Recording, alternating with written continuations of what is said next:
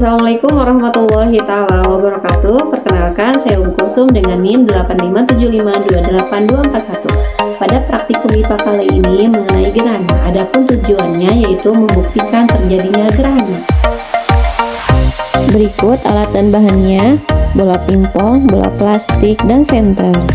Sebelumnya, apa itu gerhana? Gerhana adalah peristiwa ketika matahari, bumi, dan bulan berada pada satu garis lurus atau hampir lurus sehingga cahaya matahari yang menuju suatu benda langit terhalang oleh benda langit lainnya.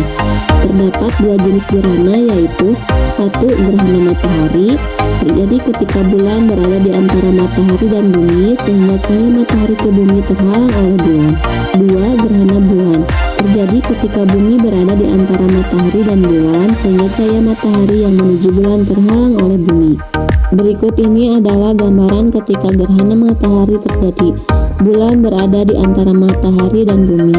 Cahaya matahari yang menuju bumi terhalang oleh bulan sehingga terbentuk bayangan bulan di permukaan bumi. Daerah yang terkena bayangan inti yang paling gelap disebut umbra, merupakan daerah yang mengalami gerhana matahari total. Sedangkan daerah yang terkena penumbra atau bayangan samar mengalami gerhana matahari sebagian.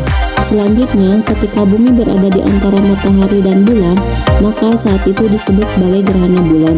Cahaya matahari yang seharusnya mengenai bulan terhalang oleh bumi sehingga bayangan bumi jatuh ke bulan.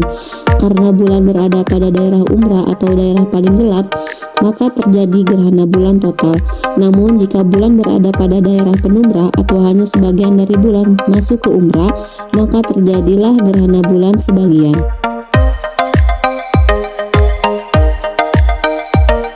Jadi kesimpulannya, gerhana terjadi karena kedudukan matahari, bumi, dan bulan berada pada satu garis lurus. Gerhana matahari terjadi ketika bulan berada di antara matahari dan bumi.